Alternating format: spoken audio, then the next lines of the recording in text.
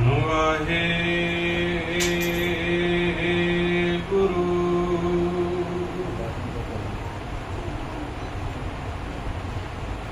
ਤੂੰ मेरो ਮੇਰ ਪਰਬਤ ਸੁਆਮੀ,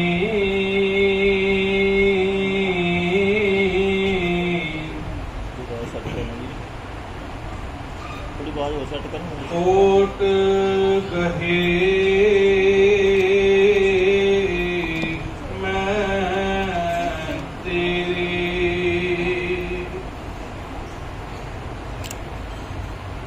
ਨਾ ਤੁਮ ਡੋਲੋ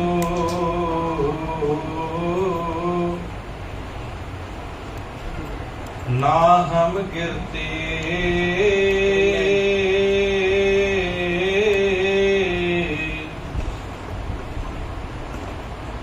राख लेनी हर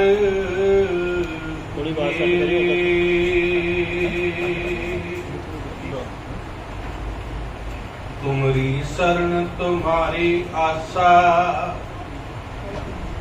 तुम ही सजन सुहेले,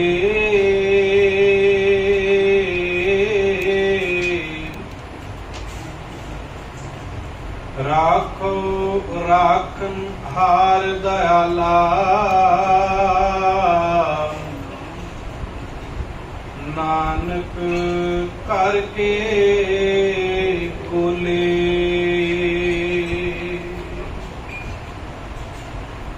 जुगो जुग अटल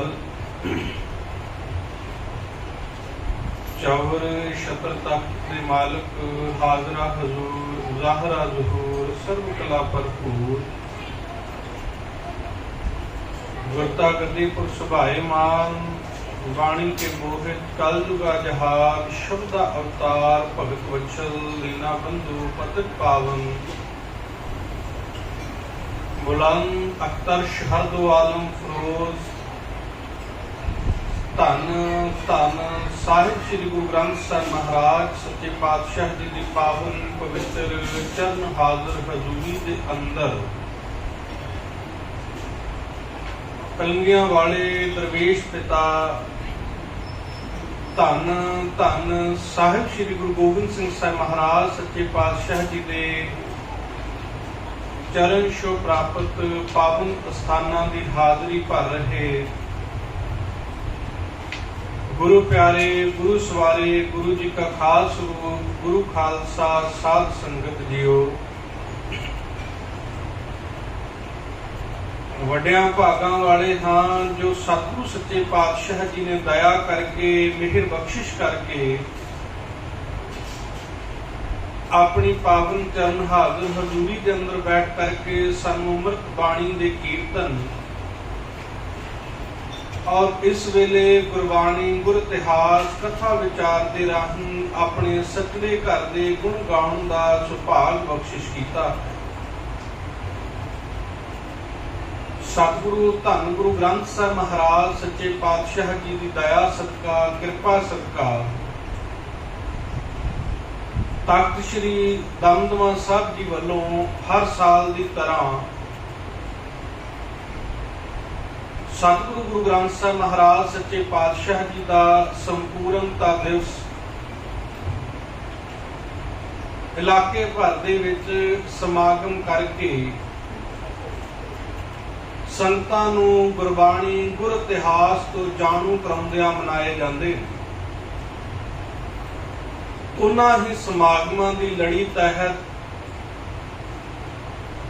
अज दा इह दीवान है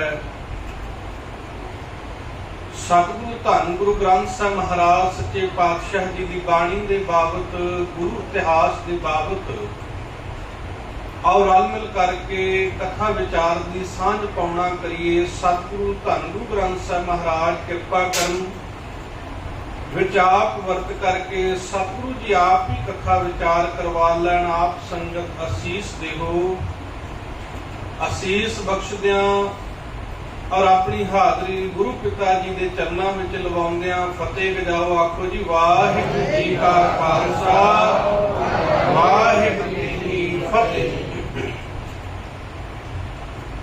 सतगुरु ਧੰਨ ਗੁਰੂ ਗ੍ਰੰਥ ਸਾਹਿਬ ਮਹਾਰਾਜ ਸੱਚੇ ਪਾਤਸ਼ਾਹ ਜੀ, मैं पहलों भी बेनती की परसों संगत जी उधर जिन्होंने सरवण किया कि सतगुरु गुरु ग्रंथ साहिब महाराज जी दे नाल जिहड़े 3 दिहाड़े वो संबंध रखते हैं। पहला जिहड़ा है पहला प्रकाश, और अज वकौतक की गल है कि जिस ग्रंथ की संपूर्णता अजे नहीं हुई, जिस ग्रंथ की मुकम्मलता अजे नहीं हुई, धन गुरु अर्जन देव साहिब महाराज सच्चे पातशाह जी ने पंथ नूं देण दिंदियां और गुरबाणी का महत्व दर्शाउंदियां सतगुरु सच्चे पातशाह जी ने उस ग्रंथ साहिब नूं सचखंड श्री हरमंदर साहिब विखे प्रकाशमान करवा दिता।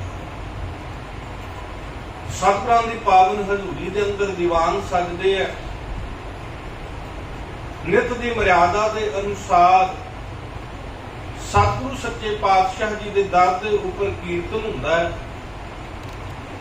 और समा धन गुरु गोबिंद सिंह साहिब महाराज सच्चे पातशाह जी का जदों बण आउंदा है,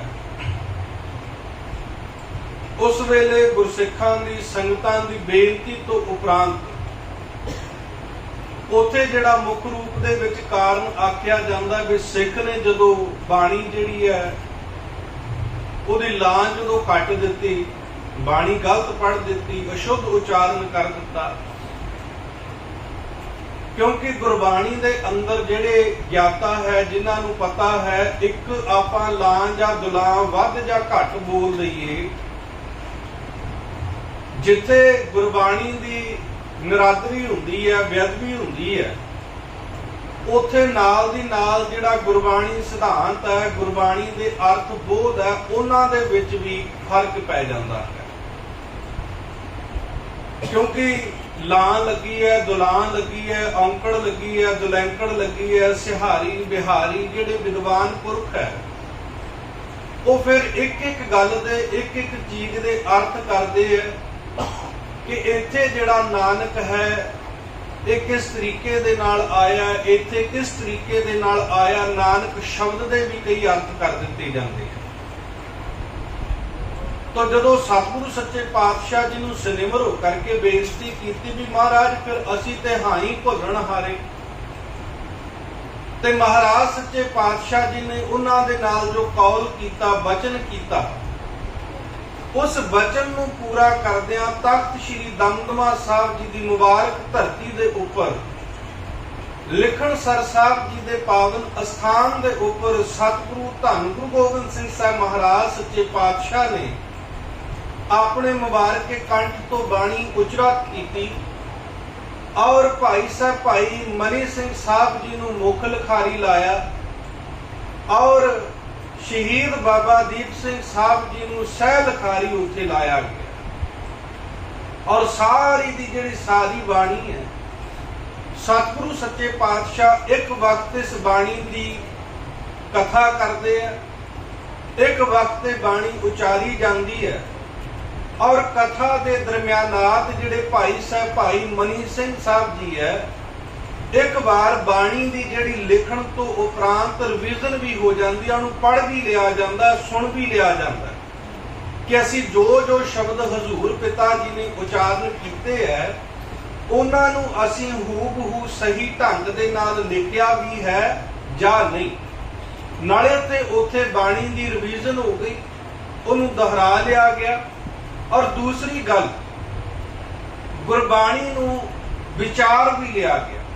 संपूर्ण जिहड़ी है लड़ीवार कथा दमदमा साहब की मुबारक धरती के उपर हजूरे अनवर तख्त वाला जेर धन गुरु गोबिंद सिंह साहब महाराज जी ने अपने मुखारबिंद तो करना की। अड़ताड़ी जिहड़े सिंह है उन्होंने सतगुरां दे मुखारबिंद तो लड़ीवार जिहड़ी ये सारी बाणी सरवण करना की। होर भी बेअंत सिंह ने पर जिन्हां ने इउं कहो भी कदे हजूर दे दर्शनां दे विच हजूर दे मुख तो बाणी सरवण करन दे विच कदे नागा नहीं पाया, कदे उन्होंने आलस नूं जिहड़ा अपने तन बदन दे उपर हावी नहीं होण दिता। निरंतर जिन्हां ने बाणी सुनी है, सने भाई मनी सिंह साहब जी और बाबा दीप सिंह साहब जी, इन्हां नूं आख्या फिर ये विदेह मुक्ति प्राप्त कर गए, जिन्हां ने सतगुरु सच्चे पातशाह की अमृत रसना दे उत्तों गुरबाणी की जिहड़ी लड़ीवार कथा है उसनूं सरवण करना कीता है। ते ओ जिहड़ा दिहाड़ा है हर साल, जिवें हर साल दे विच जिहड़ा फर्क पैंदा जांदा है कि हर साल ये दिहाड़े जिहड़े ने होर वड्डे पद्धर दे उपर होर वड्डे पद्धर दे उपर हुंदे जांदे है। और इन्हां दिहाड़ियां नूं मुख रखदे आ भाई साहब जी जिवें दस के गए है, सिंह साहब ज्ञानी हरप्रीत सिंह जी के दिशा निर्देशों के उपर समागम आरंभ होए है। और लगातार जिहड़े इलाके भर दे विच 28 तरीक तक चलने, उस तो बाद तख्त दमदमा साहब विखे जिहड़ा मुख समागम आरंभ हो जाना। और ये गुरबाणी जिहड़ी है ना, इस तो पहला भी जिहड़े संसार दे विच धार्मिक ग्रंथ है, ये नहीं कि सतगुरु सच्चे पातशाह जी तो पहला कोई धर्म नूं समर्पित जिहड़ियां रिलीजन नूं डेडिकेट करदियां होण वो रचनावां नहीं है। बहुत कुछ आपां इत्थे संसार दे अंदर जिन्हां नूं ज्ञात उन्हां नूं पता है कि वेद ने, सिमरतियां ने, पुराण ने, शास्त्र ने। मैं ये वचन दोहरा रहा एक बार फिर, क्योंकि गल नूं लड़ी नूं फिर उत्थे लैके जाण वास्ते भावें आपां पंछी झात दे रूप दे विच गल करी, संगत ते तुसीं सारी ओहो ही हो जिहड़े परसों उस गुरुद्वारा साहिब सी, ते आपां फिर भी एक बारी गल नूं लड़ी नूं बनाउंदे आ फिर अगे तुरदे। सारे ग्रंथ, सारियां जिहड़ियां रचनावां ने उच्च कोटि दीयां, विद्वानां दीयां, महापुरखां दीयां, इत्थों तक कि जिन्हां नूं माण प्राप्त है कि ये देवतियां दे मुख तो उचरत कीती हुई श्रीमद भगवत गीता जी है, वो भी संसार दे सन्मुख मौजूद है। ये नहीं कि कुछ नहीं है, सारा कुछ है। पर सारा कुछ होने तो बाद भी सतगुरु सच्चे पातशाह जी ने, धन गुरु अर्जन देव साहब महाराज ने यह फैसला किया है कि एक जिहड़ा ग्रंथ है, गुरबाणी है, जिन्हों उस वेले पोथी आख्या जाता, पोथी परमेश्वर का थान कह करके महाराज सच्चे पातशाह ने निवाजिया, उसनूं भी पंथ दे सन्मुख महाराज सच्चे पातशाह ने रखण दा एक तहैया कीता है, फैसला कीता है, ताकि जिहड़ी संगत है वो गुरु बाबे धन गुरु नानक देव साहब महाराज जी दे अरशी बोलां दे नाल, अगम्मी बोलां दे नाल ऐसा जुड़ सके। महाराज सच्चे पातशाह ने गुरबाणी नूं, बाणी नूं इहदे ही बोलां दे विच ओ दर्जा दिता है कि जिहड़ा इस बाणी नूं पढ़ेगा, ये बाणी धुर दरगाह दी है, सचखंड दी है, निरंकार दे अपने बोल ने। जिहड़ा इस गुरबाणी नूं पढ़ेगा, सच करके जाणियो वो इस कलयुग दे समय विच सचखंड दीयां उड़ारियां ला सकेगा। क्यों? क्योंकि ये गुरबाणी जिहड़ी है किसी विद्वान दे सिर्फ विद्वता भरे बोल नहीं है, सिर्फ किसी कवि की रचना नहीं है, क्योंकि बहुत रचनावां उस वेले सी जिन्हां नूं सतगुरु सच्चे पातशाह गुरु अर्जन देव साहब महाराज जी ने नकार भी दिता सी। चाहे वह शाह हुसैन वर्गे सी, छज्जू वर्गे सी, महाराज साहब ने आखिया नहीं, तुहाडी जिहड़ी रचना है वो मुकम्मल तौर दे उपर विरोध भास रखदी है गुरबाणी का।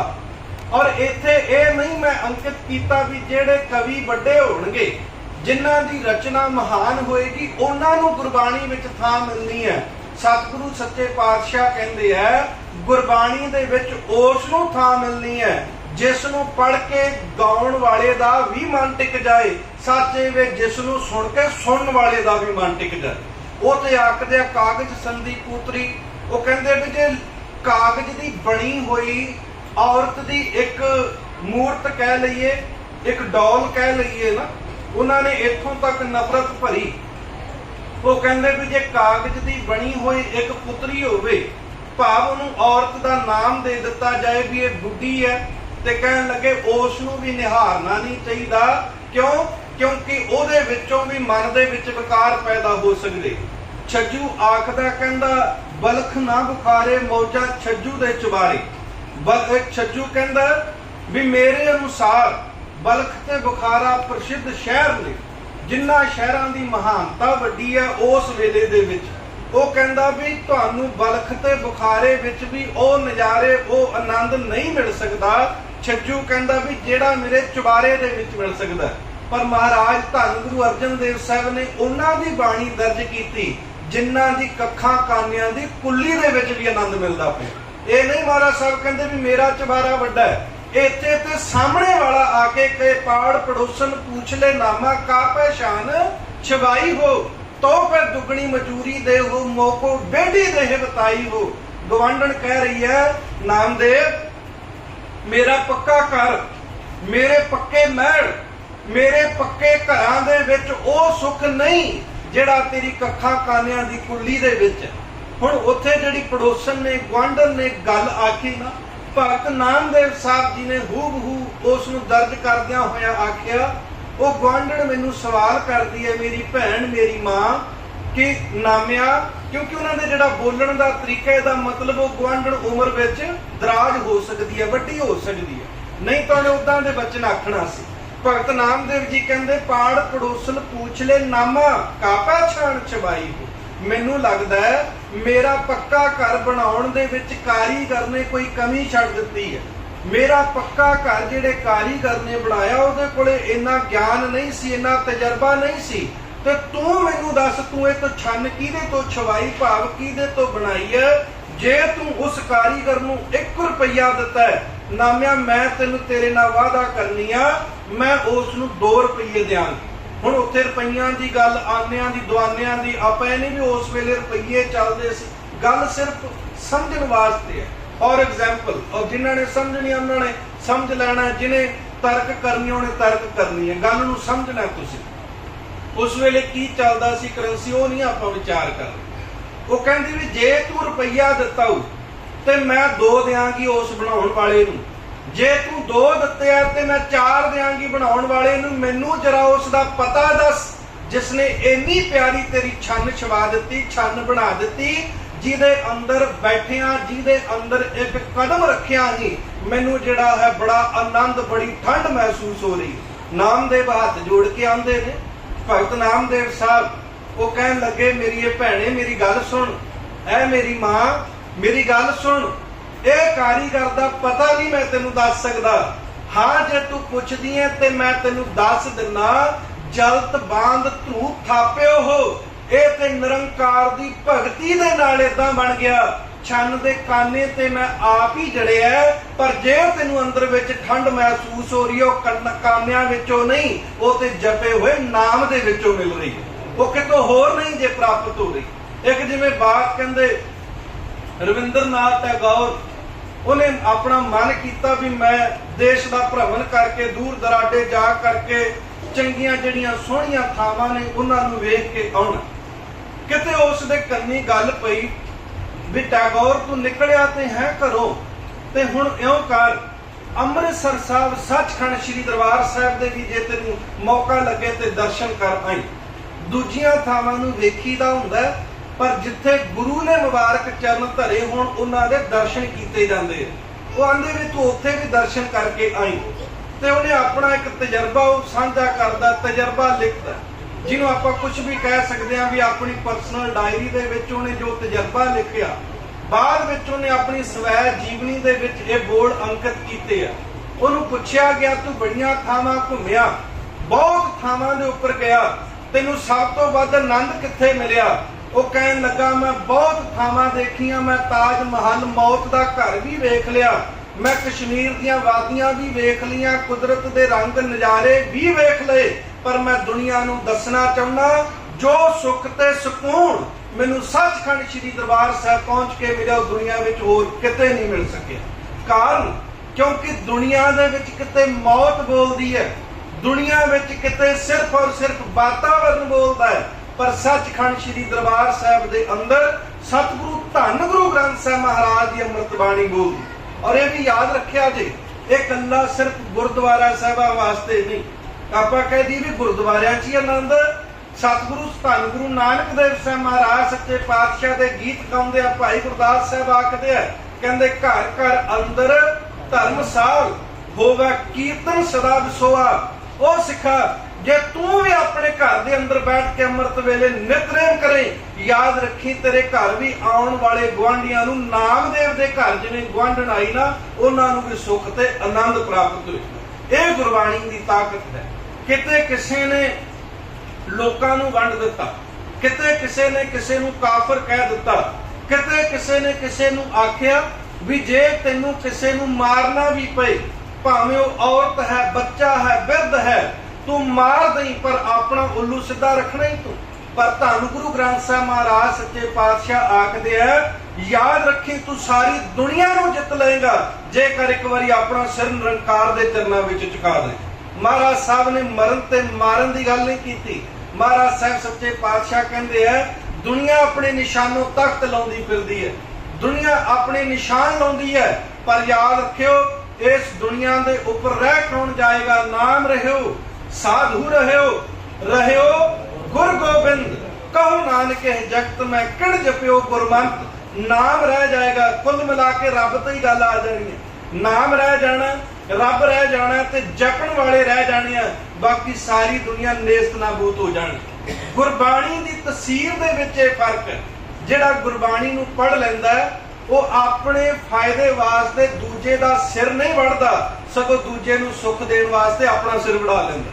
यह गुरबाणी की तसीर विच फर्क है। जिहड़ा गुरबाणी नूं पढ़ेगा, जिहड़ा गुरबाणी नूं सुनेगा, सच ए वे गुरबाणी सुन सुन के मावां दे हौसले इन्ने परपक्क हो गए।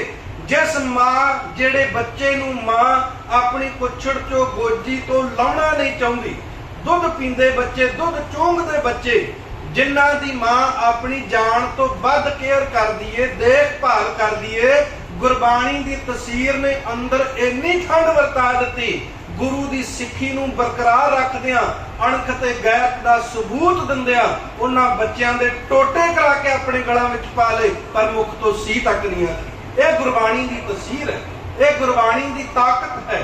गुरबाणी सच्चे पातशाह धन गुरु अर्जन देव साहब महाराज जी ने एकत्रित करना जिहड़ी है वो हो ते गुरु नानक देव साहब महाराज तो गई सी। मैं उस दिन भी आख्या सी इहदा सिर धन गुरु अर्जन देव साहब महाराज जी दे सिर जा करके बजदा। सतगुरु गुरु अर्जन देव साहब महाराज सच्चे पातशाह ने जो आरंभ किया उस नूं संपन्नता दिती, उस नूं संपूर्णता दिती धन गुरु गोबिंद सिंह साहब महाराज सच्चे पातशाह।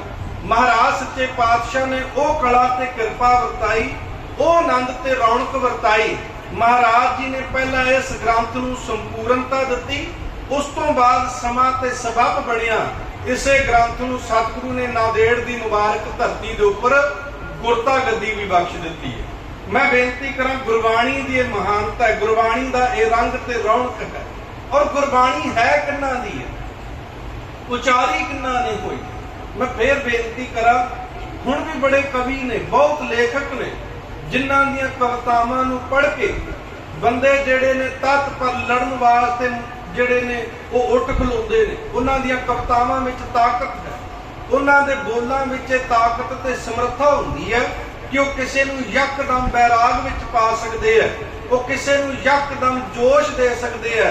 पर गुरबाणी जिहड़ा जोश दिंदी है, गुरबाणी जिहड़ा वैराग दिंदी है, याद रखियो फिर मुड़ के कदे उतरदा नहीं है। नाम रंग कदे उतर ना जाए। ये उन्नी देर दुनिया की कविता सुन के जोश रहिंदा जिन्नी देर कवि आखिरी पंक्ति नहीं बोल लैंदा, उस तो बाद सब कुछ भुल जाता है। पर धन गुरु गोबिंद सिंह साहब महाराज सच्चे पातशाह ने इसे गुरबाणी के आसरे जो जो बोल आके सी, अज भी जिहड़ा खालसा है, सच का जिहड़ा खालसा है, वो अज भी जबर ते जुल्म के खिलाफ लड़ाई ज्यों दी त्यों लड़ रहे। वो गल वखरी भी आपां किसी नूं देखीए भी ये नहीं इदां दा, ये नहीं इदां दा। भाई असल दे विच कल्ला बाणे ते पहरावे का नाम खालसा नहीं है, कल्ला पहरावे का आ मैं पग दस्तार सजा लई, गले किरपान पा लई, कल्ला इसका नाम खालसा नहीं है। खालसा नाम किरदार का होया कर, जिन्हां दे किरदार उत्तम होवे, साचे वे उन्हां दे प्रथाए आख्या सही प्यारे मेल जिन्ना मिलिया तेरा नाम चित आवे। उन्हां नूं वेख के सुन के नाम चित चेते भी आउंदा, उन्हां दी गुरबाणी है। ਉਹਨਾਂ ਦੀ ਇਹ ਗੁਰਬਾਣੀ ਹੈ। ਜਿਹੜੇ ਆਪ ਨਾ ਡਰੇ ਨਾ ਘਬਰਾਏ, ਉਹਨਾਂ ਦੀ ਗੁਰਬਾਣੀ ਹੈ। ਜਿਨ੍ਹਾਂ ਨੇ ਕਿਸੇ ਨੂੰ ਨਹੀਂ ਆਖਿਆ ਵੀ ਭਾਈ ਜੇ ਸਮਾਂ ਬਣੇ ਦੁੱਖ ਆ ਜਾਏ ਡਰੀ ਨਾ, ਘਬਰਾਈ ਨਾ, ਰੋਈ ਨਾ, ਸਗੋਂ ਵਾਹਿਗੁਰੂ ਵਾਹਿਗੁਰੂ ਆਖੀ। ਆਪਾਂ ਕਹਿ ਸਕਦੇ ਆ ਨਾ ਵੀ ਬੋਲਣ ਵਾਲਾ ਬੋਲਦਾ, ਭਾਈ ਦੁੱਖ ਤਾਂ ਜਿਹਦੇ ਘਰ ਵਿੱਚ ਹੈ ਉਹਨੂੰ ਪਤਾ ਹੁੰਦਾ। ਆਪਾਂ ਅਕਸਰ ਕਹਿੰਦੇ ਆ ਨਾ ਵੀ ਜਿਹਦੇ ਘਰ ਵਿੱਚ ਦੁੱਖ ਹੋਵੇ ਉਹਨੂੰ ਪਤਾ ਹੁੰਦਾ, ਜਿਹਦਾ ਆਪਣਾ ਕੁਝ ਵਿਗੜਿਆ ਹੋਵੇ ਉਹਨੂੰ ਪਤਾ ਹੁੰਦਾ, ਦੂਜੇ ਨੂੰ ਕੀ ਪਤਾ। ਪਰ ਗੁਰੂ ਅਰਜਨ ਦੇਵ ਸਾਹਿਬ ਮਹਾਰਾਜ ਸੱਚੇ ਪਾਤਸ਼ਾਹ ਜਿਹੜੇ ਤੱਤੀ ਤਵੀ ਦੇ ਉੱਪਰ ਬਹਿ ਕੇ ਸਾਈਂ ਮੀਆਂ ਮੀਰ ਨੂੰ ਸੁਣਾਉਂਦੇ ਹੋਏ ਕਹਿ ਰਹੇ ਆ, ਇਹ ਸਾਈਂ ਮੀਆਂ ਮੀਰ ਨੇ ਜਦੋਂ ਇਤਰਾਜ਼ ਜਿਹਾ ਪ੍ਰਗਟ ਕੀਤਾ, ਉਹ ਇਕੱਲਾ ਸਾਈਂ ਮੀਆਂ ਮੀਰ ਨੂੰ ਜਵਾਬ ਦੇਣ ਵਾਸਤੇ ਨਹੀਂ ਮਹਾਰਾਜ ਸਾਹਿਬ ਤਵੀ ਤੇ ਬਹਿ ਗਏ। ਉਹ ਤੇ ਕਾਦਰ ਦੀ ਬਣਾਈ ਹੋਈ ਇੱਕ ਖੇਡ ਸੀ, ਜਿਸ ਵਿੱਚੋਂ ਮਹਾਰਾਜ ਸਾਹਿਬ ਸੱਚੇ ਪਾਤਸ਼ਾਹ ਨੇ ਨਿਕਲਣਾ ਹੀ ਨਿਕਲਣਾ। ਮਹਾਰਾਜ ਜੀ ਉੱਥੇ ਗਾਉਂਦੇ ਹੋਏ ਬੋਲਦੇ ਹੋਏ ਆਖ ਰਿਹਾ, ਤੇਰਾ ਕੀਆ ਮੀਠਾ ਲੱਗੈ ਹਰ ਨਾਮ ਪਦਾਰਥ ਨਾਨਕ ਮੰਗ। ਹੁਣ ਇੱਥੇ ਆਪਾਂ ਆਪਣੇ ਵੱਲ ਝਾਤ ਮਾਰ ਕੇ ਵੇਖੀ, ਜੋ ਕਵੀ ਵੱਲ ਝਾਤ ਮਾਰ ਕੇ ਵੇਖੀ, ਜਿਹੜਾ ਕਿਤੇ ਆਪਣੇ ਮਹਿਬੂਬ ਦੇ ਪ੍ਰਥਾਏ ਦੋ ਚਾਰ ਬੋਲ ਲਿਖਦਾ, ਮੈਂ ਇਹ ਕਰ ਦਿਆਂਗਾ, ਮੈਂ ਉਹ ਕਰ ਦਿਆਂਗਾ, ਪਰ ਜਦੋਂ ਸਮਾਂ ਬਣੇ ਉਹ ਆਪਣੇ ਮਹਿਬੂਬ ਵਾਸਤੇ ਗਰਮ ਫਰਸ਼ ਤੇ ਵੀ ਨਹੀਂ ਚੱਲ ਸਕਦਾ। ਪਰ ਜਦੋਂ ਗੁਰੂ ਅਰਜਨ ਦੇਵ ਸਾਹਿਬ ਮਹਾਰਾਜ ਜੀ ਨੇ ਆਪਣੇ ਮਹਿਬੂਬ ਦੀ ਗੱਲ ਕੀਤੀ, ਜਦੋਂ ਆਪਣੇ ਪ੍ਰੀਤਮ ਦੀ ਗੱਲ ਕੀਤੀ, ਜਦੋਂ ਇਸ਼ਕ ਦੇ ਵਿੱਚ ਆ ਕੇ ਗੁਰੂ ਅਰਜਨ ਦੇਵ ਸਾਹਿਬ ਮਹਾਰਾਜ ਨੇ ਬੋਲ ਉਚਾਰੇ, ਮਹਾਰਾਜ ਨੇ ਇਕੱਲੇ ਬੋਲ ਨਹੀਂ ਉਚਾਰੇ, ਜਦੋਂ ਸਮਾਂ ਬਣਿਆ ਮਹਾਰਾਜ ਜਾ ਕੇ ਤਤੀ ਤਵੀ ਦੇ ਉੱਪਰ ਵੀ ਬਹਿ ਗਏ। ਇਹ ਉਹਨਾਂ ਦੀ ਬਾਣੀ ਹੈ। ਇੱਥੇ ਇਕੱਲੇ ਮਹਿਬੂਬ ਦੇ ਬੋਲ ਨਹੀਂ ਉਚਾਰੇ, ਇਕੱਲੇ ਉਹਦੇ ਇਸ਼ਕ ਦੇ ਗੀਤ ਨਹੀਂ ਗਾਏ। ਜਦੋਂ ਸਮਾਂ ਬਣਿਆ ਧੰਨ ਗੁਰੂ ਤੇਗ ਬਹਾਦਰ ਸਾਹਿਬ ਮਹਾਰਾਜ ਸੱਚੇ ਪਾਤਸ਼ਾਹ ਚਾਂਦਨੀ ਚੌਂਕ ਦੇ ਵਿੱਚ ਚਲੇ ਗਏ। ਇੱਥੇ ਇਕੱਲੇ ਮਹਿਬੂਬ ਦੇ ਗੀਤ ਨਹੀਂ ਗਾਏ ਗਏ, ਇੱਥੇ ਇਸ਼ਕ ਵਿੱਚ ਅੰਨ੍ਹਿਆ ਹੋ ਕੇ ਕਿਸੇ ਦੇ ਰੂਪ ਰੰਗ ਨੂੰ ਨਾ ਤੱਕਦਿਆਂ ਉਹਦੀਆਂ ਅੱਖਾਂ ਦੀ ਇਕੱਲੀ ਸਿਫਤ ਨਹੀਂ ਕੀਤੀ ਗਈ, ਸਗੋਂ ਉਹਦੀਆਂ ਅੱਖਾਂ ਦੀ ਸਿਫਤ ਕਰਦਿਆਂ ਉਹਦੀਆਂ ਅੱਖਾਂ ਵਿੱਚ ਇੱਥੋਂ ਤੱਕ ਡੁੱਬ ਗਏ ਕਿ ਆਪਣੇ ਚਾਰ ਪੁੱਤਰ ਹੀ ਕੁਰਬਾਨ ਕਰ ਦਿੱਤੇ। ਇਹ ਸੱਚਾ ਇਸ਼ਕ ਜੀ। ਦੁਨੀਆ ਵੀ ਲਿਖਦੀ ਹੈ, ਮੈਂ ਤਾਂ ਆਖਿਆ ਦੁਨੀਆ ਨੇ ਬਹੁਤ ਕੁਝ ਲਿਖਿਆ ਆਪਣੇ ਮਹਿਬੂਬਾਂ ਦੇ ਪ੍ਰਤੀ, ਪਰ ਉਦੋਂ ਲਿਖਿਆ ਜਦੋਂ ਉਹ ਆਪਣੇ ਉਹਨਾਂ ਦਾ ਮਹਿਬੂਬ ਉਹਨਾਂ ਨਾਲੋਂ ਮੁੱਖ ਮੋੜ ਚੁੱਕਿਆ ਸੀ। ਜਿਨ੍ਹਾਂ ਦੀ ਵੀ ਤੁਸੀਂ ਜ਼ਿਆਦਾਤਰ ਪੜ੍ਹੋਗੇ, ਉਹਨਾਂ ਨੇ ਨਾਰਾਜ਼ਗੀ ਵਿੱਚ ਆ ਕਰਕੇ ਜਾਂ ਦੁੱਖ ਵਿੱਚ ਆ ਕਰਕੇ ਉਹਨਾਂ ਨੇ ਕਵਿਤਾ ਤੇ ਕਹਾਣੀਆਂ ਲਿਖੀਆਂ।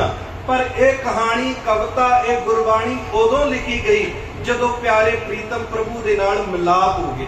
ਇਹ ਮਿਲਾਪ ਦੀ ਗੱਲ ਹੈ, ਔਰ ਜਿਹੜਾ ਇਸ ਨੂੰ ਪੜ੍ਹਦਾ ਇਹ ਉਸ ਨੂੰ ਉਸ ਮਿਲਾਪ ਤੱਕ ਲੈ ਜਾਂਦੀ ਹੈ। ਇਹ ਗੁਰਬਾਣੀ ਦੀ ਮਹਾਨਤਾ ਹੈ। ਆਪਾਂ ਇਹ ਦਿਹਾੜੇ ਮਨਾਉਂਦੇ ਆ, ਘੱਟੋ ਘੱਟ ਆਪਾਂ ਆਪਣੇ ਜੀਵਨ ਵਿੱਚ ਪੱਕਿਆ ਕਰਨਾ। ਮੈਂ ਜਿੱਥੇ ਵੀ ਜਾਣਾ ਇਹ ਬੇਨਤੀ, ਜੇ ਮੈਂ ਭੁੱਲ ਜਾ ਤੇ ਵੱਖਰੀ ਗੱਲ ਹੈ, ਨਹੀਂ ਮੈਂ ਜ਼ਰੂਰ ਆਖਣਾ ਹੁੰਦਾ ਵੀ ਆਪਣੇ ਜੀਵਨ ਵਿੱਚ, ਆਪਣੀ ਦਿਨਚਰਿਆ ਵਿੱਚ, ਆਪਣੀ ਡੇਲੀ ਰੂਟੀਨ ਦੇ ਵਿੱਚ ਘੱਟੋ ਘੱਟ 24 ਘੰਟਿਆਂ ਦੇ ਵਿੱਚ ਇੱਕ ਜਪਜੀ ਸਾਹਿਬ ਦਾ ਪਾਠ ਸ਼ਾਮਿਲ ਕਰ ਲਓ। ਯਾਦ ਰੱਖਿਓ, ਤੁਹਾਨੂੰ ਫਿਰ ਦੁਨੀਆ ਤੋਂ ਕਦੇ ਮੰਗਣਾ ਨਹੀਂ ਦੇ ਪਾਏਗਾ। ਭਾਵੇਂ ਉਹ ਕੰਮ ਹੋਵੇ, ਭਾਵੇਂ ਤਰੱਕੀ ਹੋਵੇ, ਭਾਵੇਂ ਕੁਝ ਵੀ ਹੋਵੇ, ਆਪਣੀ ਬਾਹ ਗੁਰੂ ਨਾਨਕ ਦੇਵ ਸਾਹਿਬ ਮਹਾਰਾਜ ਨੂੰ ਫੜਾ ਦਿਓ। ਜਿਨ੍ਹਾਂ ਨੇ ਆਪਣੀਆਂ ਬਾਹਾਂ, ਜਿਨ੍ਹਾਂ ਨੇ ਆਪਣਾ ਸਹਾਰਾ ਗੁਰੂ ਨਾਨਕ ਦੇਵ ਸਾਹਿਬ ਮਹਾਰਾਜ ਨੂੰ ਬਣਾ ਲਿਆ, ਗੁਰਬਾਣੀ ਇਸ ਕਦਰ ਉਹਦੇ ਤੇ ਕਿਰਪਾ ਕਰਦੀ ਹੈ, ਫਿਰ ਉਸ ਨੂੰ ਕਦੇ ਦੁਨੀਆ ਦੇ ਸਾਹਮਣੇ ਹੱਥ ਨਹੀਂ ਅੱਡਣਾ ਪੈਂਦਾ। ਗੁਰਬਾਣੀ ਉਸ ਨੂੰ ਬਾਦਸ਼ਾਹ ਬਣਾ ਦਿੰਦੀ। ਮੈਂ ਪਿਛਲੇ ਦਿਨੀ ਆਖਿਆ ਸੀ, ਉਹ ਕਿਸੇ ਨੇ ਚੁੱਕ ਕੇ ਸੋਸ਼ਲ ਮੀਡੀਆ ਦੇ ਉੱਤੇ ਗੱਲ ਪਾ ਦਿੱਤੀ। ਫੋਨ ਕਰਨ ਵਾਲਿਆਂ ਨੇ ਫੋਨ ਕੀਤੇ, ਕਹਿੰਦੇ ਜੀ ਸੁਖਮਨੀ ਸਾਹਿਬ ਦਾ ਪਾਠ ਮਾੜਾ। ਉਹ ਮੈਂ ਕਿਹਾ ਜੇ ਤੂੰ ਜਪਜੀ ਨਹੀਂ ਨਾ ਕਰ ਸਕਦਾ ਤੇ 24 ਅਸ਼ਟਪਦੀਆਂ ਤੇਰੇ ਵੱਸ ਦੀ ਗੱਲ ਨਹੀਂ, ਤੂੰ ਕੰਮ ਕਰ ਆਪਣਾ। ਜੇ ਤੂੰ 15 ਮਿੰਟ ਜਪਜੀ ਸਾਹਿਬ ਤੇ ਨਹੀਂ ਲਾ ਸਕਦਾ, ਤੂੰ 1.5 ਘੰਟਾ ਹੋ ਤੇ ਵੀ ਕੋਈ ਨਹੀਂ ਲਾਏਗਾ। ਤੇਰੀਆਂ ਤਰਕਾਂ ਦਾ ਮੇਰੇ ਕੋਲੇ ਕੋਈ ਜਵਾਬ ਨਹੀਂ ਜੀ। ਜਿਵੇਂ ਇੱਕ ਵਿਦਵਾਨ ਨੇ ਨਾ ਮਹਾਂਪੁਰਖ ਨਾਲ ਮੇਲ ਮਿਲਾਪ ਹੋਇਆ। ਦੋ ਤਰ੍ਹਾਂ ਦੇ ਲੋਕ ਵਿਚਰਦੇ ਆ ਸੰਸਾਰ ਵਿੱਚ, ਇੱਕ ਰੁੱਖੇ ਤੇ ਇੱਕ ਭਰੇ ਹੋਏ, ਰੱਜੇ ਹੋਏ, ਲਬਰੇਜ਼ ਜਿਹੜੇ ਅੰਦਰੋਂ, ਜਿਨ੍ਹਾਂ ਦੀ ਜ਼ੁਬਾਨ ਤੋਂ, ਜਿਨ੍ਹਾਂ ਦੇ ਨੇਤਰਾਂ ਤੋਂ ਰਸ ਲਵਾ ਲਵ ਚੋ ਪੈਂਦਾ। ਉਹ ਮਹਾਂਪੁਰਖ ਨਾਲ ਉਹਦਾ ਮੇਲ ਹੋਇਆ, ਗੱਲਾਂ ਚੱਲੀਆਂ ਆਪਸ ਵਿੱਚ। ਗੱਲ ਕਰਦਿਆਂ ਮਹਾਂਪੁਰਖਾਂ ਦੇ ਤਾਈਂ ਆਪਣੀ ਵਿਦਵਤਾ ਦਾ ਪ੍ਰਗਟਾਵਾ ਕਰਦਿਆਂ, ਵਿਦਵਤਾ ਦੀ ਜਾਣਕਾਰੀ ਦਿੰਦਿਆਂ ਕਹਿੰਦਾ, ਮਹਾਂਪੁਰਖੋ ਤੁਹਾਨੂੰ ਪਤਾ ਜੇ ਵੀ ਇੱਕ ਓੰਕਾਰ 3 ਹਿੱਸਿਆਂ 'ਚ, ਇੱਕ ਓਮ ਤੇ ਕਾਰ। ਕਾਰ ਵੱਖਰੀ ਹੈ ਮਹਾਰਾਜ ਸਾਹਿਬ ਦੀ, ਉਹ ਕਿਸੇ ਅੱਖਰ ਹੋਰ ਨਾਲ ਲੱਗਦੀ। ਦੁਨੀਆ ਵਿੱਚ ਕਾਰ ਹੈ ਹੀ ਨਹੀਂ। ਪਹਿਲੀ ਗੱਲ ਇਹ ਸੁਣੀ, ਇਹਨੂੰ ਧਿਆਨ 'ਚ ਰੱਖਿਓ। ਕਾਰ ਸਿਰਫ ਔਰ ਸਿਰਫ ਗੁਰੂ ਨਾਨਕ ਦੇਵ ਸਾਹਿਬ ਮਹਾਰਾਜ ਦੀ ਕਾਢ ਹੈ, ਜਾਂ ਉਹਨਾਂ ਦੀ ਮਹਾਰਾਜ ਸਾਹਿਬ ਦੀ ਗਿਆਨ ਵਿਦਵਤਾ ਹੈ, ਅਗੰਮੀ ਬੋਲ ਹੈ। ਕਾਰ ਦੇ ਬਹੁਤ ਵੱਡੇ ਅਰਥ ਹੈ ਤੇ ਨਾ ਦੁਨੀਆ ਵਿੱਚ ਅੱਜ ਤੱਕ ਇਹ ਵਰਤੀ ਗਈ ਤੇ ਨਾ ਮਹਾਰਾਜ ਸਾਹਿਬ ਤੋਂ ਬਿਨਾਂ ਕਿਸੇ ਨੇ ਅੱਜ ਤੱਕ ਇਹ ਵਰਤੀ। ਮਹਾਰਾਜ ਸਾਹਿਬ ਦੇ ਬੋਲਾਂ ਨੂੰ ਲਿਖਦੇ ਆਪਾਂ ਇੱਕ ਓੰਕਾਰ ਲਿਖਾਂ। ਉਹ ਆਂਦਾ ਵੀ ਇੱਕ ਓੰਕਾਰ ਜੀ ਤਿੰਨ ਹਿੱਸਿਆਂ ਚ ਏਦਾਂ ਅਰਥ ਬਣਦੇ ਆ, ਉਦਾਂ ਅਰਥ ਬਣਦੇ ਆ। ਮਹਾਂਪੁਰਖ ਕਹਿੰਦੇ ਭਾਈ ਵਿਦਵਤਾ ਤੇਰੇ ਕੋਲੇ ਬਹੁਤ ਕਮਾਲ ਦੀ, ਤੂੰ ਇੰਨੇ ਪਿਆਰ ਨਾਲ ਇੱਕ ਓੰਕਾਰ ਦਾ ਸੰਧੀ ਛੇਦ ਕੀਤਾ, ਇੱਕ ਇੱਕ ਅੱਖਰ ਦਾ ਅਰਥ ਕਰ ਰਿਹਾ। ਜਦੋਂ ਗੱਲ ਸੰਪੂਰਨ ਹੋਈ, ਖਤਮ ਹੋਈ, ਮਹਾਂਪੁਰਖ ਕਹਿੰਦੇ ਵੀ ਹੋਰ ਦੱਸ ਘਰ ਪਰਿਵਾਰ ਕਿਦਾਂ, ਹੋਰ ਧੀਆਂ ਪੁੱਤਰ ਕਿਦਾਂ ਤੇਰੇ? ਨਿੰਮੋ ਝੂਣਾ ਜਾਂ ਮੂੰਹ ਕਰਕੇ ਕਹਿੰਦਾ ਪੁੱਛੋ ਨਾ ਜੀ, ਬਹੁਤ ਰੋਟੀ ਦੇ ਲਾਲੇ ਪੈ ਗਏ ਆ, ਬਸ ਪਤਾ ਹੀ ਨਹੀਂ ਹੁਣ ਕਮਾਈਏ ਕੀ ਤੇ ਖਾਈਏ ਕੀ, ਖਰਚੇ ਬਹੁਤ ਜ਼ਿਆਦਾ। ਆਪਣੇ ਘਰ ਦੀ ਵਿੱਦਿਆ ਉਸਨੇ ਦੁੱਖ ਸਾਂਝਾ ਕੀਤਾ। ਮਹਾਂਪੁਰਖ ਖਿੜਖੜਾ ਕੇ ਹੱਸ ਪਏ, ਖਿੜਖੜਾ ਕੇ ਹੱਸੇ ਤੇ ਬੰਦੇ ਦੇ ਹੱਸਣ ਤੋਂ ਪਤਾ ਲੱਗ ਜਾਂਦਾ ਹੈ। ਉਹ ਕਹਿੰਦਾ ਜੀ ਮੈਂ ਆਪਣਾ ਦੁੱਖ ਸੁਣਾ ਕੇ ਤੁਹਾਨੂੰ ਕਿਤੇ ਗਲਤੀ ਤਾਂ ਨਹੀਂ ਕੀਤੀ, ਤੁਸੀਂ ਮੇਰੇ ਨਾਲ ਜਿਹੜਾ ਹੈ ਦੋ ਚਾਰ ਗੱਲਾਂ ਦਾ ਅਫਸੋਸ ਪ੍ਰਗਟ ਕਰਨਾ ਸੀ, ਮੈਨੂੰ ਕੋਈ ਸਿੱਖਿਆ ਦੇਣੀ ਸੀ ਤੇ ਤੁਸੀਂ ਤੇ ਹੱਸਣ ਡਏ ਜੇ ਮੇਰੇ, ਤੁਸੀਂ ਮੇਰੇ ਤੇ ਹੱਸ ਕਿਉਂ ਰਹੇ ਹੋ? ਕੀ ਤੁਹਾਨੂੰ ਮੈਂ ਆਪਣਾ ਦੁੱਖ ਸੁਣਾ ਕੇ ਗਲਤੀ ਕੀਤੀ?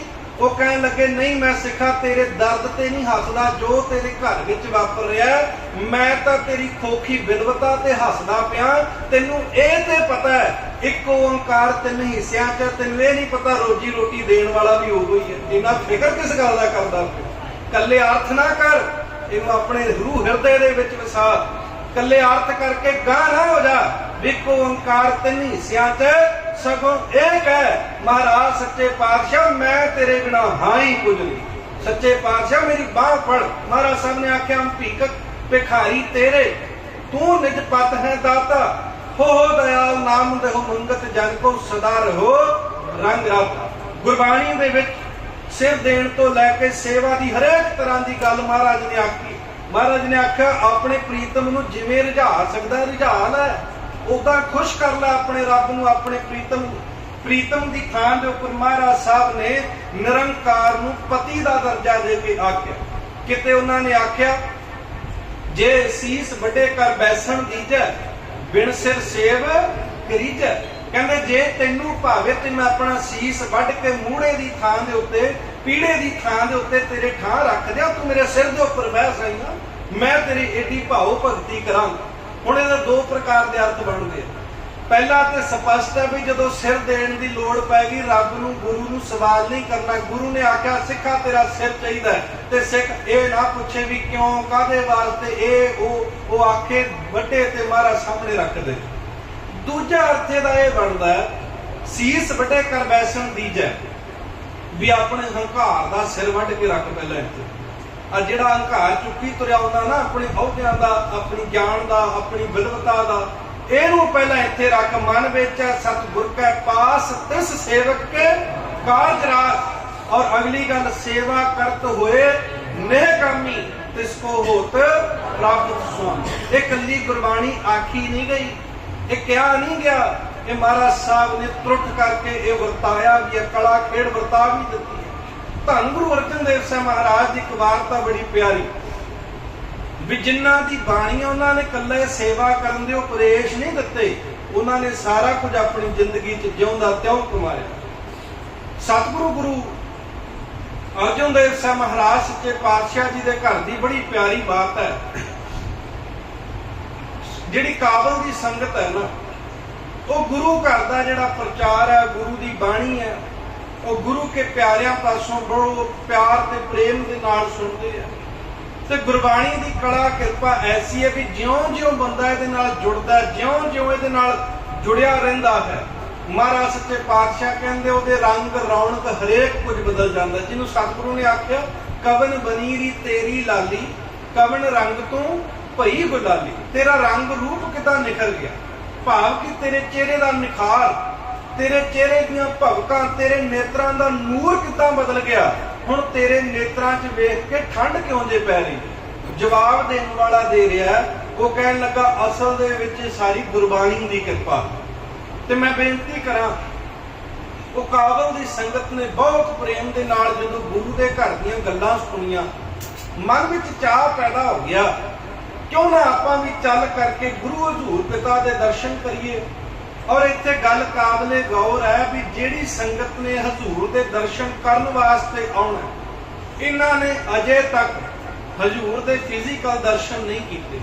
कहण दा भाव भी इन्हां ने अजे तक सतगुरु नूं अपने नैणा नाल नहीं तके। मुकदी गल इन्हां नूं पहचान नहीं है सतगुरां दे चेहरे दी स्वरूप दी भी सतगुरु सच्चे पातशाह गुरु अर्जन देव साहिब महाराज ये बस संगत ने प्यार ते मुहब्बत की गल अंदर जदों उतां उजागर हो गई, जिवें आपां पढ़दे हां मन बैराग भया दर्शन देखने काचा। मन दे विच बैराग जदों छाला मारदा फिर दर्शनां दी सिक पैदा हुंदी है।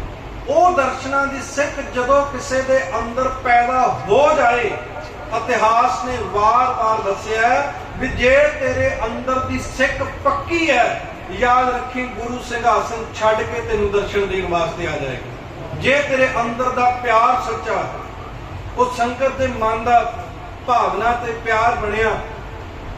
ਪਹਿਲਾਂ ਦੇ ਵੇਲਿਆਂ ਦੇ ਜਿਹੜੇ ਸਫ਼ਰ ਹੈ ਉਹ ਤੁਹਾਨੂੰ ਪਤਾ ਬਹੁਤਾ ਜ਼ਿਆਦਾ ਇਹਦੇ ਉੱਤੇ ਇਹਨੂੰ डिफाइन करने की लोड़ नहीं है। पहला दे सफर गड्डियां ते होया करते सी ते कई दिनां दे होया करते सी। लोकी अपना रश्त पानी नाल रखिया करते, सफर पैदल होया करते सी। ज़्यादातर जदों हजूम दे विच जाना हुंदा सी, भाव कि इकट्ठ दे नाल संगत नाल जाना हुंदा सी ना, तां जिहड़े सफर ने वो पैदल होया करते सी। कल्ले लोग घोड़े इत्यादि जां होर थां चीज़ां दे नाल अपना सफर तय कर लैंदे सी। पर जो हजूम सफर तय करता सी, इकट्ठ सफर तय करता सी, ते ओ गड्डे उपर अपना रश्त पानी रख लेंदे ते पिछे गुरु गुरु जपदियां वाहिगुरू वाहिगुरू आखदियां गुरबाणी गाउंदियां वो गुरु दे दर्शन करन वास्ते तुर पए। भी हुण जिथे इन्हां नूं रात पै गई है उत्थे इन्हां ने अपना टिकाणा जिहड़ा बना लेना, कैंप कर लेना ते अपना प्रशादा पानी रश्त पानी नाल लेके आया, प्रशादा पानी तैयार करना, छकना, अमृत वेले उठना, फिर अपना रश्त पानी नाल लेके आया, प्रशादा पानी छकना, अगां दे सफर ते उतरना। कई दिनां दा जिहड़ा सफर तय करदे आ, ये जिहड़ी संगत है ना, एक शाम अमृतसर साहब दी मुबारक धरती दे उपर पहुंच गई। सफर तय करदे आ संगत एक शाम मैं तां आख्या अगे तुहानूं समझ आएगी। शाम पै चुकी है, अमृतसर साहब की पावन धरती के उपर पहुंच चुके हैं। संगत दे विच वीर बजुर्ग भी है, सियाणे भी है, न्याणे भी है। बजुर्गां ने आख्या भी हुण जिहड़ा है मूँह हनेरे दा समा हो गया ते जिहड़े गुरमुख प्यारे आपां नूं कथा वार्ता सुणाउंदे आ उन्हां दे दस्सण मुताबक हुण ते दीवानां दी समाप्ति हो जानी है, जदों नूं आपां जाना है। इस करके भाई सिखो ये टिकाणा ये शहर उहो ही है जिहड़े शहर आपां आ करके गुरु दे दर्शन करने। इस करके हुण आपां टिकदे आ, आराम फरमाउंदे आ ते अमृत वेले तैयार हो करके फिर आपां गुरु दे दर्शन करन वास्ते जावां। ये गल असीं सहजे महसूस कर सकदे आ जदों असीं 5-7 जणियां नाल किते दर्शन मेले करन वास्ते जाइए ना, रस्ते 'च साडा सुभाਅ साडी बोली कुछ होर हुंदा है, पर जिस थान उपर आपां जाना हुंदा उत्थे पहुंच जाने ते असीं यकदम बदल जांदे। हुण एक दूजे नूं कहण लगे भी भाई तुसीं प्रशादा तैयार कर लो, तुसीं कर लो। हुण मन विच चाह इन्ना पहली बार हजूर दे दर्शन करने हैं, इन्ना लम्मा महीनों का सफर तय करके अमृतसर साहब पहुंचे है। खुशी इन्नी है, चाह इन्ना, भुख ही भुल गए अपने आसन तैयार किए। सारी दी सारी संगत जिहड़ी है वो सौण की अवस्था दे विच, आराम की अवस्था विच चली गई। कुछ थके इन्ना ज़्यादा होया भी कोई खेचल ही नहीं कर सकते, ते जिन्हां ने खेचल करनी सी वो इन्ने ज़्यादा ही चाह दे विच आ गए भी उन्होंने प्रशादा पानी तैयार करने बारे सोचा ही कोई नहीं। दूजे पासे दीवानां की समाप्ति हो चुकी है। सारी संगत गुरु प्यारे बाबा बुढ़ा साहब, भाई गुरदास साहब, होर गुरु के जिहड़े सारे सिख है सिखणियां दीवानां की समाप्ति उपरांत लंगर प्रशादा छक आपो अपने थावां आपो अपने तंबूआं ते घरां दे विच पहुंच गए। ते जदों सतगुरु गुरु हजूर धन गुरु अर्जन देव साहिब महाराज कहंदे रात दा तकरीबन सवा ला लूं ਹੁਣ ਤੇ ਸਮਾਂ ਆਪਾਂ ਗਿਣਦੇ ਹੀ ਕੋਈ ਨਹੀਂ, ਪਰ ਪਹਿਲਾਂ ਦੇ ਸਮੇਂ ਵਿੱਚ ਇੱਥੋਂ ਤੱਕ ਲੋਕ ਅੱਧੀ ਨੀਂਦ ਪੂਰੀ ਕਰ ਲਿਆ ਕਰਦੇ ਸੀ, ਕਿਉਂਕਿ ਲੋਕਾਂ ਨੇ ਉੱਠਣਾ ਹੀ 2-3 ਵਜੇ ਹੁੰਦਾ ਸੀ। ਬਹੁਤ ਪ੍ਰੇਮ ਤੇ ਪਿਆਰ ਵਾਲੇ ਲੋਕ ਹੋਇਆ ਕਰਦੇ ਸੀ। ਸੰਗਤ ਜਿਹੜੀ ਆ ਟਿਕ ਚੁੱਕੀ ਹੈ, ਵਿਸ਼ਰਾਮ ਵਿੱਚ ਜਾ ਚੁੱਕੀ ਹੈ। ਯਕਦਮ ਧੰਨ ਗੁਰੂ ਅਰਜਨ ਦੇਵ ਸਾਹਿਬ ਮਹਾਰਾਜ ਜੀ ਨੇ ਮਾਂ ਗੰਗਾ ਨੂੰ ਆਵਾਜ਼ ਮਾਰੀ, ਗੰਗਾ ਉੱਠੋ, ਗੁਰੂ ਨਾਨਕ ਦੇ ਘਰ ਦੀ ਸੇਵਾ ਸਾਡੇ ਵਾਸਤੇ ਆ ਗਈ। ਹੋਰ ਕਿਸੇ ਨੂੰ ਆਵਾਜ਼ ਨਹੀਂ ਦੇਣੀ, ਹੋਰ ਕਿਸੇ ਨੂੰ ਬੁਲਾਉਣਾ ਨਹੀਂ। ਜੋ ਲੰਗਰ ਵਿੱਚ ਪ੍ਰਸ਼ਾਦਾ ਪਾਣੀ ਤਿਆਰ ਹੈ ਉਹ ਲੈ ਲਓ, ਜੇ ਲੋੜ ਹੈ ਤੇ ਹੋਰ ਤਿਆਰ ਕਰ ਲਓ। ਜੋ ਦਾਲ ਪ੍ਰਸ਼ਾਦਾ ਹੈ ਇਹ ਸਾਰਾ ਲਓ। ਗੁਰੂ ਦੀ ਸੰਗਤ, ਗੁਰੂ ਦੇ ਘਰ ਦੀ ਸੇਵਾ ਸਾਨੂੰ ਉਡੀਕ ਰਹੀ।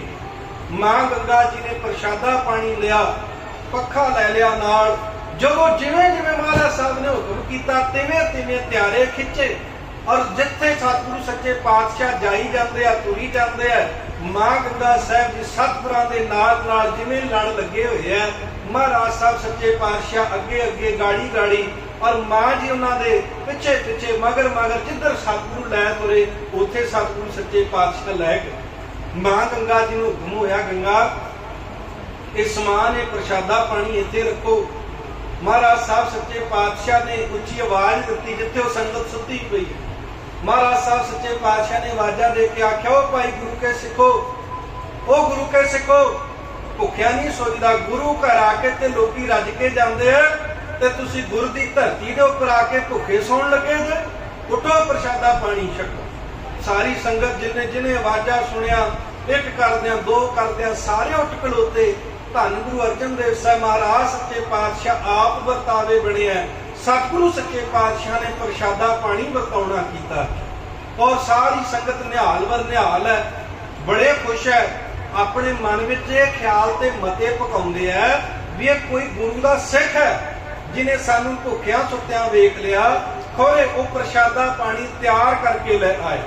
ਅਜੇ ਕਿਸੇ ਨੂੰ ਪਤਾ ਨਹੀਂ ਨਾ ਕਿ ਮਹਾਰਾਜ ਸੱਚੇ ਪਾਤਸ਼ਾਹ ਆਪ ਦਰਸ਼ਨ ਦਿਦਾਰੇ ਮਹਾਰਾਜ ਸਾਹਿਬ ਦੇ ਕੀਤੇ ਕੋਈ ਨਹੀਂ। ਸਤਿਗੁਰੂ ਗੁਰੂ ਅਰਜਨ ਦੇਵ ਸਾਹਿਬ ਮਹਾਰਾਜ ਸੱਚੇ ਪਾਤਸ਼ਾਹ ਪ੍ਰਸ਼ਾਦਾ ਪਾਣ ਵਰਤਾਇਆ। ਕਿਤੇ ਮਹਾਰਾਜ ਸਾਹਿਬ ਦਾ ਕਲਿਆਂ ਚ ਕਰਾਉਂਦਾ, ਕਿਤੇ ਮਾਂ ਗੰਗਾ ਦੇ ਨਾਲ ਜ਼ਿਕਰ ਆਉਂਦਾ। ਪਰ ਆਪਾਂ ਜਦੋਂ ਵੀ ਸਾਂਝ ਪਾਈ ਦੀ ਮਾਂ ਗੰਗਾ ਸਾਹਿਬ, ਉਹਨਾਂ ਨੂੰ ਸਤਿਗੁਰਾਂ ਹੁਕਮ ਕੀਤਾ, ਸੂ ਗੰਗਾ ਤੁਸੀਂ ਇਹ ਜਿੰਨੀ ਸੰਗਤ ਬੈਠੀ ਆਪਾਂ ਪ੍ਰਸ਼ਾਦਾ ਪਾਣੀ ਛਕਾ ਦਿੱਤਾ, ਜਾਣਾ ਨਹੀਂ। ਮਹਾਰਾਜ ਸਾਹਿਬ ਹੁਕਮ ਕੀਤਾ ਤੁਸੀਂ ਇਹ ਸਾਰੀ ਸੰਗਤ ਨੂੰ ਪੱਖਾ ਝੱਲੋ। ਮਾਂ ਗੰਗਾ ਜੀ ਪੱਖਾ ਝੱਲਦੇ ਆ। ਔਰ ਧੰਨ ਗੁਰੂ ਅਰਜਨ ਦੇਵ ਸਾਹਿਬ ਮਹਾਰਾਜ ਸੱਚੇ ਪਾਤਸ਼ਾਹ ਮੈਂ ਬੇਨਤੀ ਕਰਾਂ, ਉਹਨੇ ਸੇਵਾ ਕਰਨ ਦਾ ਉਪਦੇਸ਼ ਸੰਦੇਸ਼ ਨਹੀਂ ਦਿੱਤਾ। ਉਹਨੂੰ ਜਦੋਂ ਮੌਕਾ ਮਿਲਿਆ ਉਹ ਆਪ ਸੰਗਤ ਦੇ ਜੋੜਿਆਂ ਦੇ ਵਿੱਚ ਜਾ ਕੇ ਬਹਿ ਗਏ। ਸਤਿਗੁਰੂ ਗੁਰੂ ਅਰਜਨ ਦੇਵ ਸਾਹਿਬ ਮਹਾਰਾਜ ਮਾਂ ਗੰਗਾ ਨੂੰ ਹੁਕਮ ਕਰਕੇ ਆਪ ਵੀਰ ਬਜ਼ੁਰਗ ਜਿਹੜੇ ਨੇ ਉਹਨਾਂ ਦੀ ਮੁੱਠੀ ਚਾਪੀ ਕਰਨ ਲੱਗ ਪਏ। ਸਤਿਗੁਰੂ ਧੰਨ ਗੁਰੂ ਅਰਜਨ ਦੇਵ ਸਾਹਿਬ ਸੱਚੇ ਪਾਤਸ਼ਾਹ ਉਹਨਾਂ ਦੀ ਮੁੱਠੀ ਚਾਪੀ ਕਰਦੇ ਆ ਜੀ। ਮੈਂ ਕਈ ਵਾਰ ਕਹਿਣਾ ਹੁੰਦਾ, ਜਿਹਦੇ ਹੱਥਾਂ ਦੇ ਰੁਮਾਲ ਨੇ ਕੋੜ ਦੂਰ ਕਰਤਾ ਹੋਵੇ ਨਾ, ਜੇ ਉਹਦੇ ਹੱਥਾਂ ਦਾ ਰੁਮਾਲ ਉਹ ਅਦੇ ਹੱਥ ਹੀ ਕਿਸੇ ਨਾਲ ਛੋਹ ਕੇ ਪਾਉਣ ਤੇ ਕੈਸੀ ਕਲਾ ਵਾਪਰੀ ਹੋਈ, ਕੈਸੀ ਕਿਰਪਾ ਵਾਪਰੀ ਹੋਈ। ਗੱਲ ਸਿਰਫ ਭਾਵਨਾ ਤੇ ਪਿਆਰ ਦੀ ਹੈ। ਜਦੋਂ ਸਤਿਗੁਰੂ ਗੁਰੂ ਅਰਜਨ ਦੇਵ ਸਾਹਿਬ ਮਹਾਰਾਜ ਸੇਵਾ ਕਰਦੇ ਆ, ਮੁੱਠੀ ਚਾਪੀ ਕਰਦੇ ਆ, ਸਰੀਰ 9 ਵਰਨ ਹੋ ਗਏ, ਚਿਹਰੇ ਖਿੜ ਗਏ। ਇੱਕ ਤੇ ਪ੍ਰਸ਼ਾਦ ਪਾਣੀ ਗੁਰੂ ਦੇ ਹੱਥਾਂ ਤੋਂ ਛਕ ਲਿਆ।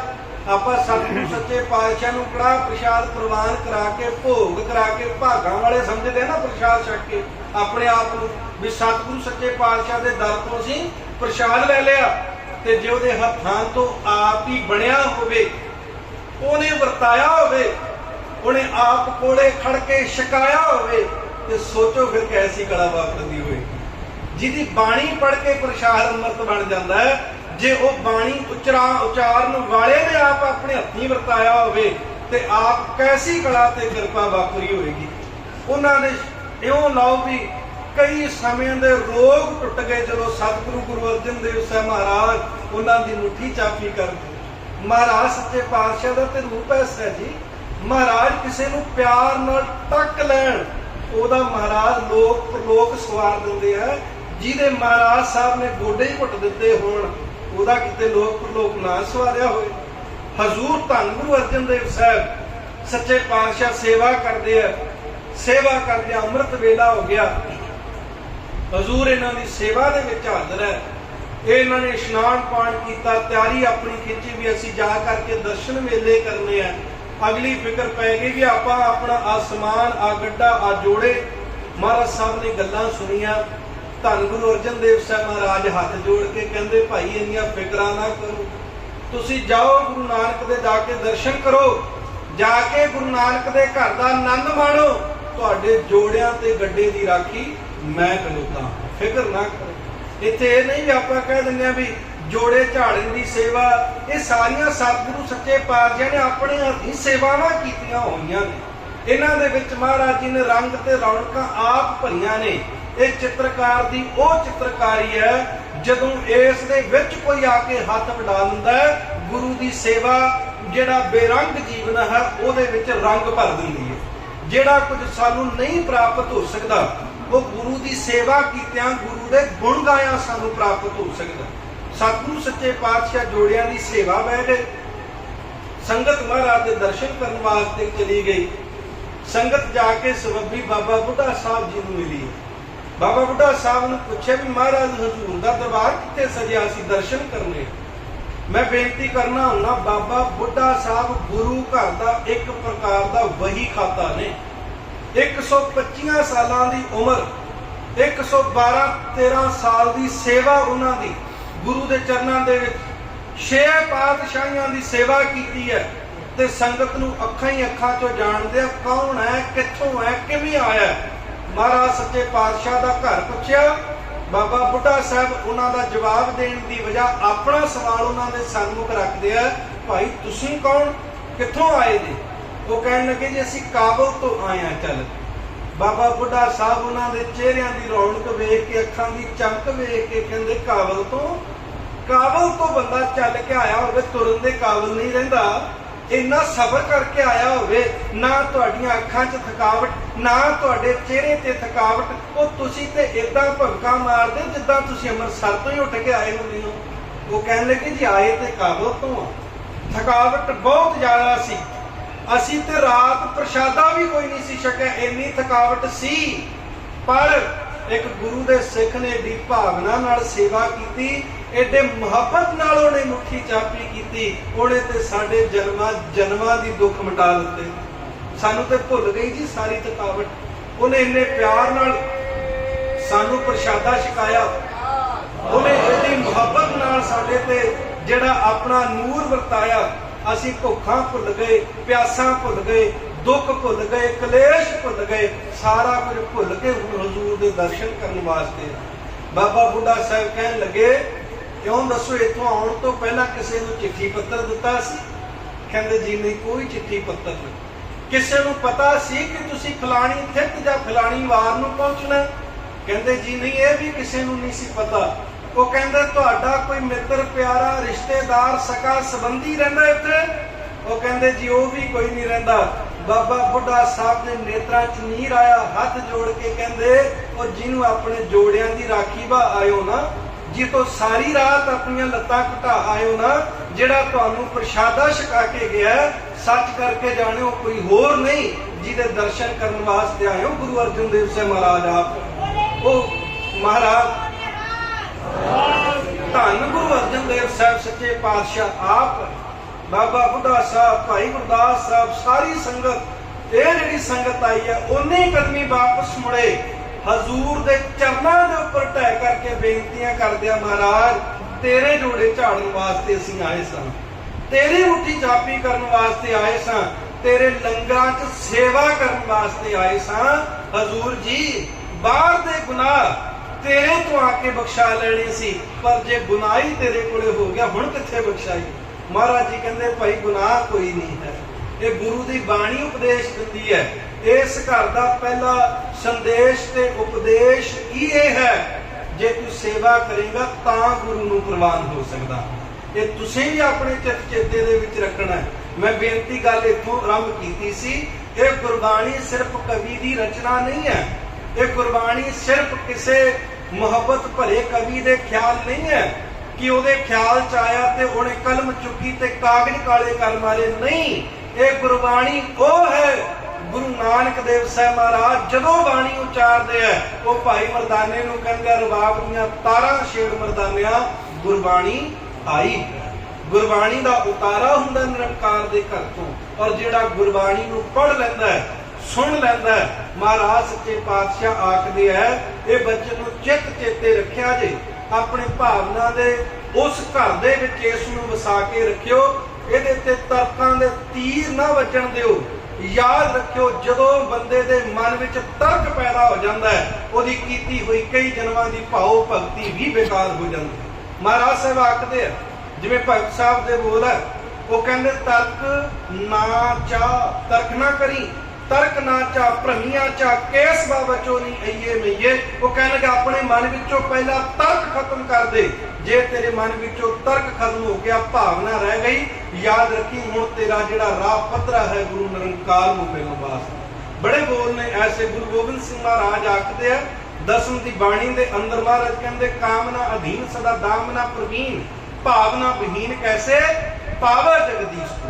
कहंदे याद रखियो तुसीं सारा कुछ दे दो, पर जे तुसीं अपनी भावना गुरु के चरणों च अर्पित नहीं की, कलियां सियाणपां नाल नहीं, ये गुरु ते पागलों नूं भी मिल जाता है, अनपढ़ां नूं भी मिल जाता है, बोलियां नूं भी मिल जाता है, अन्नियां नूं भी मिल जाता है, गुंगियां नूं भी मिल जाता है। मिलदा तां है जो उन्हां दे अंदर गुरु प्रति श्रद्धा है। तां पढ़िया अनपढ़िया परम गत पावे।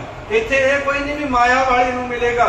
बहादुर शाह ने हीरा भेंट किया हजूर के चरणों, महाराज ने चला के गोदावरी नदी च मारे, तू की सोचता है, तू माया नाल सानू प्राप्त कर लेगा।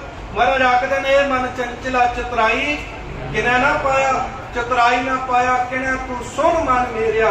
महाराज कहंदे जे इस नूं प्राप्त करना है, अपना मन इस नूं देना पैना, इहनूं कहना पैना मैं तो मोल महंगी लई जी सटै, अपना जी सुट के अपना जी गुरु नूं वेचिया, ते गुरु ने बदले विच अपना प्यार मेरी झोली दे विच पाया। ते जे ये आपां कर सकदे आ ते फिर गुरु साडी बांह फड़न दी हामी भर सकदा है। गुरु साडा वादा जिहड़ा साडे नाल कीता उस नूं पूरा कर सकदा है। संपूर्णता दिवस आपां मना रहे हैं। मैं अक्सर ये बेनती करना हुन्ना, आपां गुरु साहिबां दे ते दिहाड़े मनाउने आ, पर दिहाड़े मनाए तदे सफल ने जे इन्हां दे जीवन विचों कोई किनका मात्र असीं अपने जीवन दे विच वसा लईए। उपराले बहुत ने, उपराले हुंदे ने, उपराले हुंदे रहणगे, पर याद रखियो जदों इदां दे दरबार, जदों इदां दा कीर्तन जिवें नितनेम गुरु घर दा पक्का है, उदों पंथ विच बहुत आनंद ते एकता आ जाएगी। जदों इह गुरद्वारियां वाली रौह रीत सिखां दे घरां दे विच लागू होगी। महाराज साहब ने आख्या घर घर अंदर धर्मसाल होवे कीर्तन सदा विसोआ। भाई गुरदास जी दे ये वचन दसदे है भी अपने घर विच भी ओहो जिहा माहौल रखिया कर, ओहे जे माहौल दा तू आदी बन जा जिहड़ा गुरु ने तैनूं दसना कीता है, जिहड़ा गुरु ने तैनूं आखना कीता। ते जेकर आपां इन्हां नूं अपने मन चित चेते विच धार लैंदे आ ते गुरु साडा अंगी हुंदा है, गुरु साडा सहारा बनदा है, गुरु साडा फजलो कर्मा तक सहारा बन के साडा तोड़ निभदा है। सतगुरु सच्चे पातशाह कृपा करन, तुसीं बहुत एकाग्रता ते मोह बना के रखिया।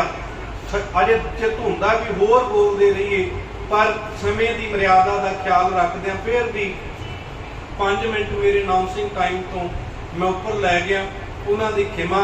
तो आओ सतगुरु सच्चे पातशाह के चरणों के विच 1-2 मिनट की हाज़री लवाउंदे गुरु तो मंग लईए, जिहड़े नाम दे नाल टिका आउणा ना।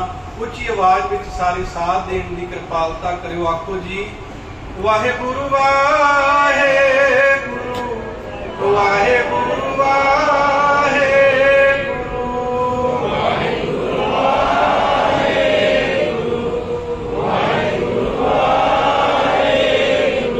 विसर नाहि दाता, विसर नाहि दातार, विसर नाहि दातार, विसर नाहि दातार। अपना नाम देहो, अपना नाम देहो, अपना नाम देहो, अपना नाम देहो।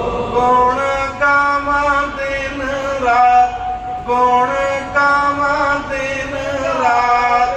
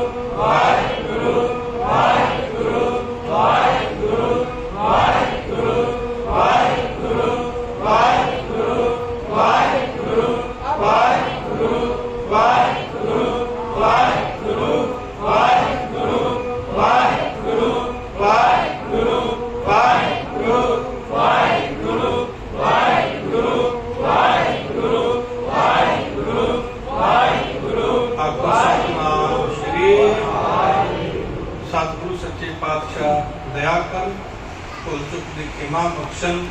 सो आप सारी संगत का धन्यवाद जिन्हों ने इतने प्यार के नाल सुनिया और इस चीज़ को सतगुरु सच्चे पातशाह कृपा कर साडे दिल हृदयां दे विच वसाउण और असीं अपने जीवन के उपर लागू करके अपने जीवन जांच का गुरबाणी आधार बना सके। पठानकोट शुकर धन गुरु ग्रंथ साहिब महाराज सच्चे पातशाह जी का बादशाह दरवेश धन गुरु गोबिंद सिंह साहिब महाराज हजूरे अनवर दा जिन्हां दे स्थानां दे उपर बह करके आप संगतां दे नाल विचारां दी सांझ पाई। सिंह साहिब ज्ञानी हरप्रीत सिंह जी जिन्हां ने इन्हां समागमां दी हाज़री बख्श करके सुभागा कीता। बहुत ही प्यार और सत्कारयोग ज्ञानी जगतार सिंह जी हैड ग्रंथी तख्त श्री दमदमा साहब जिहड़े सारे समागमां दी अपने निजी समागम जान करके सारे समागमां दी देख रेख करते हैं। उचेचा अपने उधर दीयां ड्यूटियां भी करते हैं और इन्हां समागमां दे विच भी उचेचा अपने समागम जान करके इन्हां समागमां दे विच पहुंचदे आ, संगतां दे नाल बचनां दी सांझ करदे आ और इन्हां स्थानां दे हैड ग्रंथी मेरे बहुत ही सत्कारयोग वड्डे वीर ज्ञानी बूटा सिंह जी उन्हां दा भी धन्नवाद। आप सारी संगत का एक बार फिर धन्यवाद। भुल चुक दी खिमा जी देहो सजन असीसड़ियां जो होवै साहिब सुमेल। वाहिगुरू जी का खालसा वाहिगुरू जी की